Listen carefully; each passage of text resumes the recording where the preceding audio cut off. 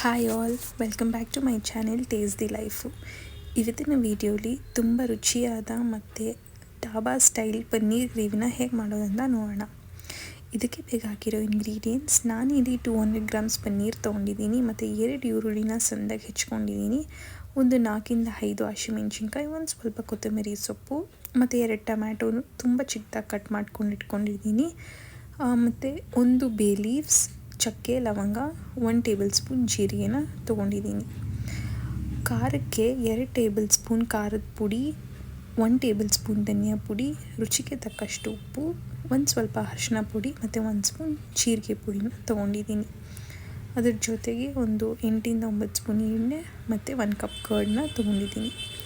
ಈಗ ಹೇಗೆ ಮಾಡೋದಂತ ನೋಡೋಣ. ಫಸ್ಟ್ ಒಂದು ಪ್ಯಾನ್ಗೆ ಒಂದು 5-6 ಸ್ಪೂನ್ ಎಣ್ಣೆನ ಹಾಕ್ಕೊಂಡು ಪನ್ನೀರನ್ನ 2 ಕಡೆಯೂ ಗೋಲ್ಡನ್ ಫ್ರೈ ಮಾಡ್ಕೊಳ್ಳೋಣ.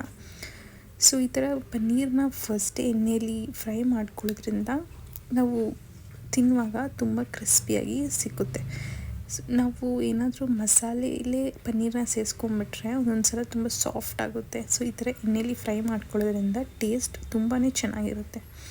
ಇನ್ನೊಂದು, ನಿಮಗೆ ಪನ್ನೀರ್ ಏನಾದರೂ ಖಾರವಾಗೂ ಸಿಗಬೇಕಂದ್ರೆ ಇವಾಗಲೇ ಒಂದು ಸ್ವಲ್ಪ ಖಾರದ ಪುಡಿ ಮತ್ತು ಉಪ್ಪು ಹಾಕ್ಕೊಂಡು ಫ್ರೈ ಮಾಡ್ಕೊಳ್ಳಿ. ಸೊ ಅದು ಒಂದು ಡಿಫ್ರೆಂಟ್ ಟೇಸ್ಟ್ ಸಿಗುತ್ತೆ. ನಾನಿವಾಗ ಸದ್ಯಕ್ಕೆ ಬರೀ ಈ ಥರ ಗೋಲ್ಡನ್ ಕಲರ್ ಫ್ರೈ ಮಾಡಿಕೊಂಡು ಗ್ರೇವಿಗೆ ಆಮೇಲೆ ಮಿಕ್ಸ್ ಮಾಡ್ಕೋತೀನಿ. ಇದು ಒಂದು ಒಳ್ಳೆ ಟೇಸ್ಟು ಮತ್ತು ಒಂದು ಒಳ್ಳೆ ಫ್ಲೇವರ್ ಕೊಡುತ್ತೆ. ಚಿಕ್ಕ ಮಕ್ಕಳು ತುಂಬಾ ಇಷ್ಟಪಡ್ತಾರೆ. ಸೊ ಹಾಗಾಗಿ ಈ ಥರ ಸುಮ್ಮನೆ ಫ್ರೈ ಮಾಡಿಕೊಂಡು ಗೋಲ್ಡನ್ ಬರೋವರೆಗೂ ಫ್ರೈ ಮಾಡಿಕೊಂಡು ಸೈಡಲ್ಲಿ ಎತ್ತಿಟ್ಕೊತಾ ಇದ್ದೀನಿ.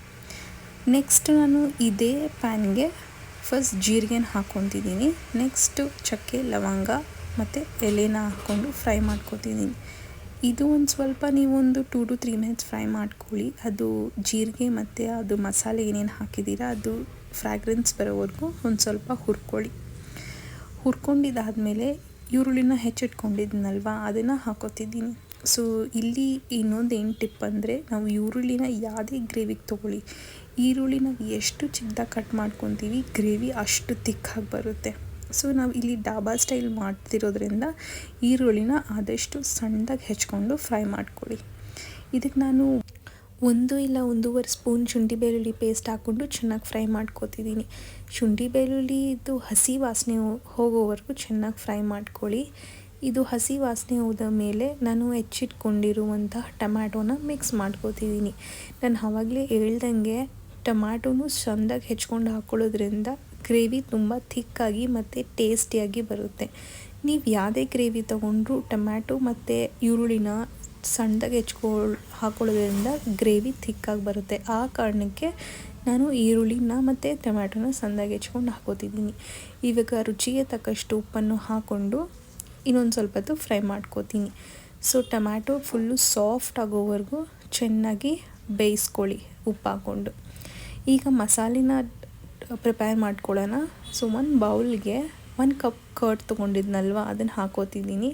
ಆ ಕರ್ಡ್ಗೆ ಎಲ್ಲ ಖಾರನೂ ಮಿಕ್ಸ್ ಮಾಡ್ಕೋತಿದ್ದೀನಿ. ಇದು ಯಾವುದಂದರೆ ಖಾರದ ಪುಡಿ, ಧನಿಯಾ ಪುಡಿ, ಜೀರಿಗೆ ಪುಡಿ ಮತ್ತು ಅರಿಶಿನ ಪುಡಿ ಹಾಕ್ಕೊಂಡು ಚೆನ್ನಾಗಿ ಬೀಟ್ ಮಾಡ್ಕೊಳ್ಳಿ ಇದನ್ನು.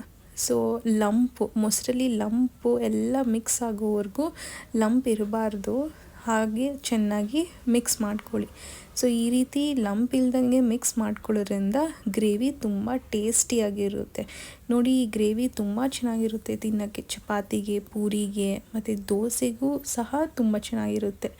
ಇಲ್ಲ ಅಂದರೆ ನಾವು ಅನ್ನಕ್ಕೂ ಹಾಕೋಬೋದು. ಇವಾಗ ನೋಡಿ ಟೊಮ್ಯಾಟೊ ಎಲ್ಲ ಸಾಫ್ಟ್ ಆಗಿದೆ. ಅದಕ್ಕೆ ನಾನು ಮಿಕ್ಸ್ ಮಾಡಿರೋ ಮಿಶ್ರಣವನ್ನು ಇದಕ್ಕೆ ಸೇರಿಸ್ಕೋತಾ ಇದ್ದೀನಿ.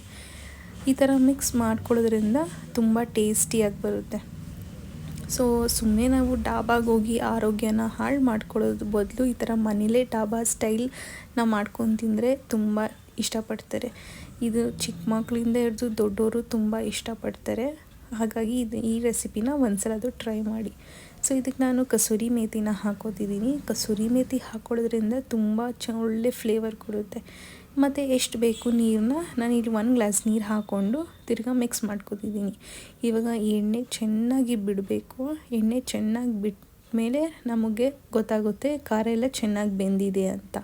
ಸೊ ಇವಾಗ ನಾನು ಪನ್ನೀರನ್ನ ಫ್ರೈ ಮಾಡ್ಕೊಂಡಿದ್ನಲ್ವ ಅದನ್ನು ಹಾಕ್ಕೊಂಡು ಮಿಕ್ಸ್ ಮಾಡ್ಕೊತಿದ್ದೀನಿ. ಸೊ ಇವಾಗ ಒಂದು 2 to 3 ಮಿನಿಟ್ಸ್ ಇಲ್ಲ ಒಂದು 5 ಮಿನಿಟ್ಸೇ ಚೆನ್ನಾಗಿ ಬೇಯಿಸ್ಕೊಳ್ಳಿ. ಯಾಕಂದರೆ ಪನ್ನೀರಿಗೆ ಒಳ್ಳೆ ಖಾರ ಹಿಡಿಬೇಕಲ್ವಾ. ಸೊ ಹಾಗಾಗಿ ಒಂದು 5 ಮಿನಿಟ್ಸ್ ಸಿಮ್ಮಲ್ಲಿ ಫ್ರೈ ಮಾಡ್ಕೊಳ್ಳಿ. ಉರಿನ ಎತ್ತಬೇಡಿ, ಸೀದೋಗುತ್ತೆ. ಸಿಮ್ಮಲ್ಲಿ ಇಟ್ಕೊಂಡು ಚೆನ್ನಾಗಿ ಬೇಯಿಸ್ಕೊಳ್ಳಿ. ಇವಾಗ ನೀವು ನೋಡ್ತಿರ್ಬೋದು ಎಣ್ಣೆ ಎಲ್ಲ ಎಷ್ಟು ಚೆನ್ನಾಗಿ ಬಿಟ್ಟಿದೆ ಅಂತ. ಇವಾಗ ಇದು ಆಲ್ಮೋಸ್ಟ್ ರೆಡಿ ಆಗಿದೆ. ಸೊ ಇವಾಗ ಒಂದು ಸ್ವಲ್ಪ ಮಿಕ್ಸ್ ಮಾಡಿಕೊಂಡು ಈ ಥರ ನಾನು ಲಾಸ್ಟಲ್ಲಿ ಕೊತ್ತಂಬರಿ ಸೊಪ್ಪನ್ನ ಹಾಕೋತಿದ್ದೀನಿ. ಸೊ ಯಾವಾಗಲೂ ಲಾಸ್ಟಲ್ಲಿ ಕೊತ್ತಂಬರಿ ಸೊಪ್ಪು ಹಾಕೊಳ್ಳೋದ್ರಿಂದ ಆ ಫ್ಲೇವರ್ ನಮಗೆ ಇನ್ನೂ ಹಾಗೇ ಇರುತ್ತೆ. ಸೊ ಇವಾಗ ಕೊತ್ತಂಬರಿ ಸೊಪ್ಪನ್ನ ಹಾಕ್ಕೊಂಡು ಒಂದು 2-3 ನಿಮಿಷ ಬೇಯಿಸ್ಕೊಳ್ಳಿ. ಇವಾಗ ನಾನು ಹಸಿಮೆಣ್ಸಿನ್ಕಾಯಿನ ಸುಮ್ಮನೆ ಟೇಸ್ಟ್ಗೆ ಸೇರಿಸ್ಕೊತಿದ್ದೀನಿ ಅಷ್ಟೇ. ಅದು ಒಂದು 2 ಹಸಿಮೆಣ್ಸಿನ್ಕಾಯಿನ ಸೇರಿಸ್ಕೊತಿದ್ದೀನಿ ಅಷ್ಟೇ. ಖಾರಕ್ಕೆ ನಾವು ಖಾರದ ಪುಡಿ ಯೂಸ್ ಮಾಡಿದ್ದೀವಿ. ಇದು ಒಂದು ಲಾಸ್ಟಲ್ಲಿ ಆ ಡಾಬಾ ಸ್ಟೈಲ್ ಫ್ಲೇವರ್ ಕೊಡುತ್ತೆ ಅಂದ್ಬಿಟ್ಟು ನಾನು ಲಾಸ್ಟಲ್ಲಿ ಹಸಿಮೆಣ್ಸಿನ್ಕಾಯಿನ ಸೇರಿಸ್ಕೊತಿದ್ದೀನಿ. ಈ ಟೈಮಲ್ಲಿ ನೋಡಿ ನಿಮಗೆ ಗ್ರೇವಿ ಹೆಂಗೆ ತಿಕ್ನೆಸ್ ಬೇಕು ಅಂದರೆ, ನಿಮಗೆ ಅಕಸ್ಮಾತ್ ತೆಳ್ಳಗೆ ಬೇಕಂದರೆ ನೀರನ್ನ 1 ಗ್ಲಾಸ್ ಸೇರಿಸ್ಕೊಳ್ಳಿ. ನಾನಿಲ್ಲಿ ಅರ್ಧ ಗ್ಲಾಸ್ ಸೇರಿಸ್ಕೊಂಡಿದ್ದೀನಿ ಅಷ್ಟೇ, ಬಿಕಾಸ್ ನನಗೆ ಈ ಕನ್ಸಿಸ್ಟೆನ್ಸಿ ಕರೆಕ್ಟಾಗಿದೆ ಅನಿಸುತ್ತೆ. ಈಗ ಆಲ್ಮೋಸ್ಟ್ ನನ್ನ ಸ್ಟೈಲಿನ ಡಾಬಾ ಸ್ಟೈಲ್ ಪನ್ನೀರ್ ಗ್ರೇವಿ ರೆಡಿಯಾಗಿದೆ. ನೀವು ನೋಡ್ತಾ ಇರ್ಬೋದು ಎಷ್ಟು ಚೆನ್ನಾಗಾಗಿದೆ ಅಂತ. ಈ ರೆಸಿಪಿನ ಒಂದ್ಸಲ ಅದು ಟ್ರೈ ಮಾಡಿ ಮತ್ತು ಹೇಗಿತ್ತು ಅಂತ ಕಮೆಂಟಲ್ಲಿ ತಿಳಿಸಿ. ಈ ವಿಡಿಯೋ ಇಷ್ಟ ಆಗಿದ್ದಲ್ಲಿ ಲೈಕ್, ಶೇರ್ ಮಾಡಿ. ಮತ್ತು ಈ ಥರ ರೆಸಿಪಿಗಳನ್ನು ನನ್ನ ಯೂಟ್ಯೂಬ್ ಚಾನಲಲ್ಲಿ ಪೋಸ್ಟ್ ಮಾಡ್ತಾ ಇರ್ತೀನಿ. ಹಾಗಾಗಿ ನನ್ನ ಚಾನಲಲ್ಲಿ ಪ್ಲೀಸ್ ಸಬ್ಸ್ಕ್ರೈಬ್ ಮಾಡಿ, ಸಪೋರ್ಟ್ ಮಾಡಿ. And thank you for watching.